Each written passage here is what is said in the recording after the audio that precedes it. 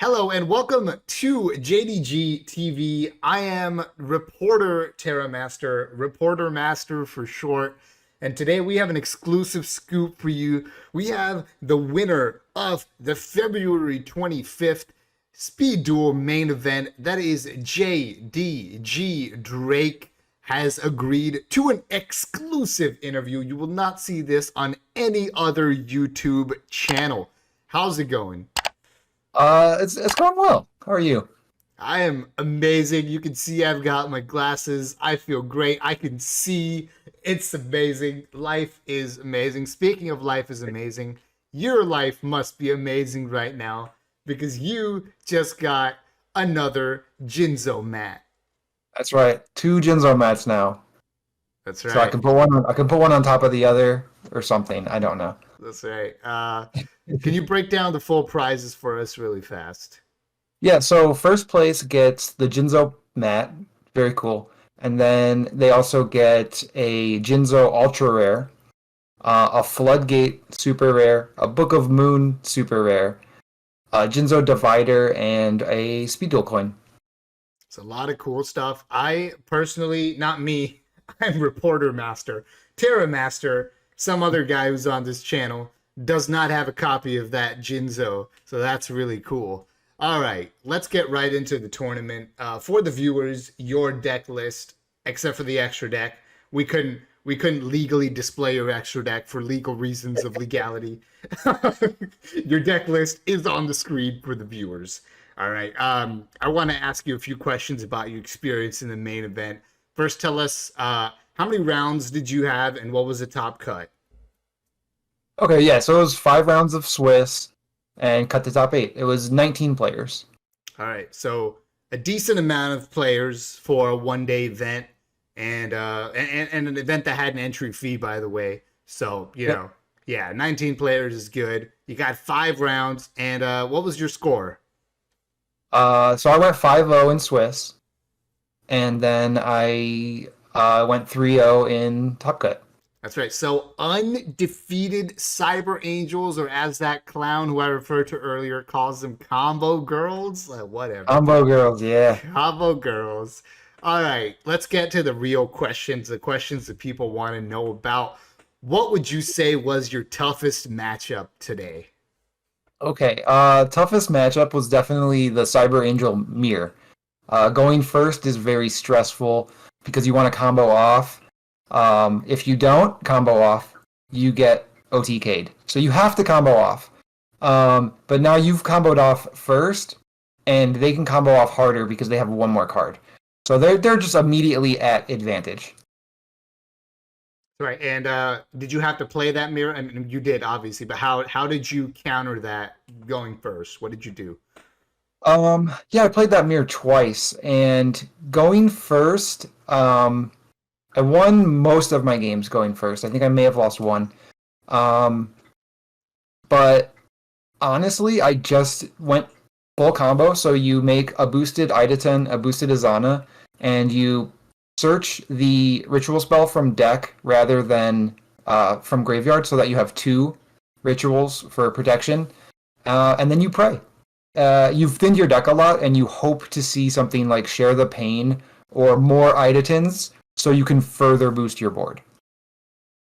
Yeah, it makes sense. And you are summoning these monsters in defense mode going first, correct? Yeah, absolutely. All right. Speaking of Ida 10 and Izana, I know the answer might be one of them, but what would you say is the MVP of the current Speed Duel Cyber Angel deck?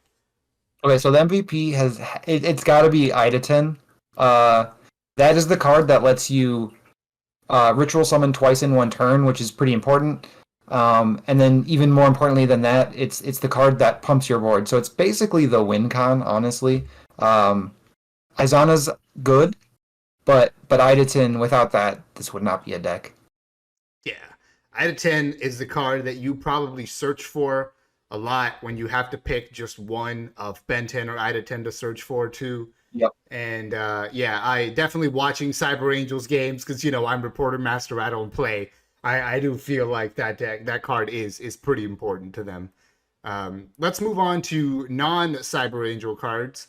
what's a tech card that you actually played? Now, obviously, everyone can see your deck, but what's a tech card? So not a core CA card that you played that you really Right. liked.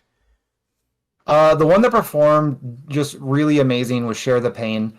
I've played it before, but I upped the count in the main and side, so I'm up to 3 total now. And it's very good in the Cyber Angel Mirror match because if they leave out just one boss monster, you out their board, you OTK through that. Um, if they have 2 monsters out, you can at least clear one and try and push through their Machine Hunter Rituals. And then it also is just a good out if your opponent sets any monster and you're like, okay, I don't want to worry about that DD Warrior Lady. You can just Share the Pain, get rid of the DD Warrior Lady. It has a lot of really neat synergy.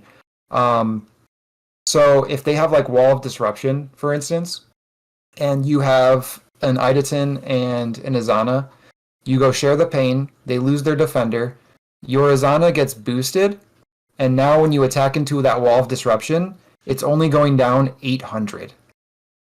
So it leaves it at like 3,700 attack after a Wall of Disruption, which is bigger than most any deck can handle. Right. And based on what you said, the two most commonly played answers I would say right now are DD Warrior Lady and Wall of Disruption are what people play for Cyber Angels. So the fact that you just talked about how this card helps you against both of those cards Yep. Yep. is actually really cool. All right. We're going to move on to the side deck. What side deck card do you think came up the most when you were siding it in? Definitely Nightbeam. I'm citing that in against pretty much anything that isn't Cyber Angels. And it's just a 4th or even sometimes 5th back row disruption. So they're citing in a lot of times Mind Crush, Wall of Disruption, on top of what other back row they might be on. So this just like clears the way for your combo to go off without them floodgating or mind crushing or whatever. It's also a spell, which is important in this deck because the skill requires you to discard a spell to search your Cyber Angel spell or monster. So you can just draw Nightbeam and say, I'll deal with your back row some other way. I'm just going to search with it. See, that makes sense. That makes a lot of sense why Nightbeam is good. But now the hardest thing sometimes about side decking can be what to side out. So why don't you talk about a little bit about what you sided out? Yeah, so I actually side out a Senju and a Ben 10, like almost always. Um, and that is to make room for 2 cards, obviously. So I'll put in like 2 Night Beams or an Offerings and a Share the Pain, something like that. In the Cyber Angel Mirror, it's different. You don't really want Cosmic Cyclones. They have a purpose, but there's just better cards. So I side out 3 Cosmic Cyclones instead in that matchup. And I do want you to quickly mention why it's okay to have just one Senju in game 2 and game 3. Um, so it's technically okay game 1, but there's not really a better card to play. But in game 2 and 3, the reason it's okay to only have one is because you only need to summon it once, and it's searchable with Ben 10, and Ben 10 is searchable with your skill. So, and if you open it instead of searching it, that's fine too. You're not gonna open it and also search it. So really, you only absolutely need one. And one final thing about going first, and this might only be for the CA matchup, but is there a different side to going first versus going second? Yeah, there definitely can be. Depends how you want to do it. But for going first, what I would do is put in 2 Lost Winds and the 3rd Share the Pain. And then for going second, what I was doing is I was just switching 1 Cosmic with the 3rd Share the Pain and leaving the Lost Winds in the sideboard. Because there's still some value to Cyclone. Like you can Cyclone whatever, if they want to set Lost Winds or something, you can Cyclone that. It's a spell, so you can pitch it to the skill, obviously.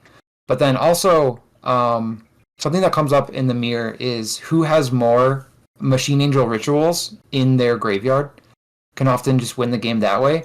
So you can just Cosmic on their activation of their ritual, and now they have one less protection, and that can actually change the game. Yeah, that makes a lot of sense because of the way your skill operates.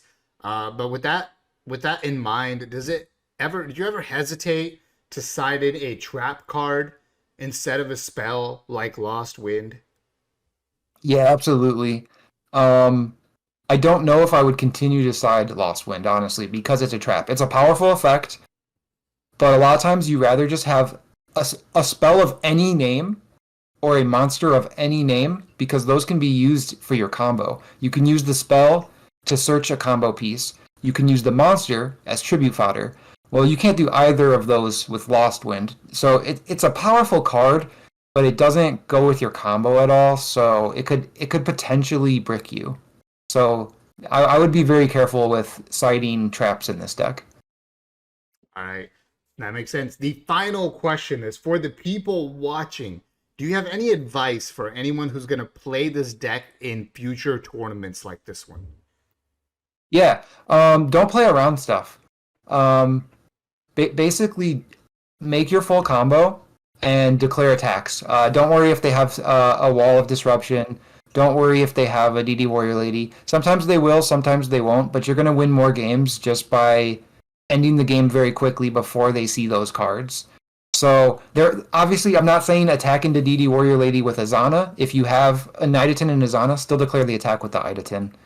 But yeah, just don't worry about their back row or their sets. Just go for it. All right, that is very good advice. If you are playing a deck that is good at OTKing, you don't hesitate. You go for that kill. All right, you've heard it here first from the champion himself. Anyway, Drake, thank you so much for agreeing to this interview. And we will be right back after these commercial messages for your regularly scheduled JDG TV programming. Thank you for watching this exclusive scoop. Until then, Reporter Master and Champion Drake, we're out.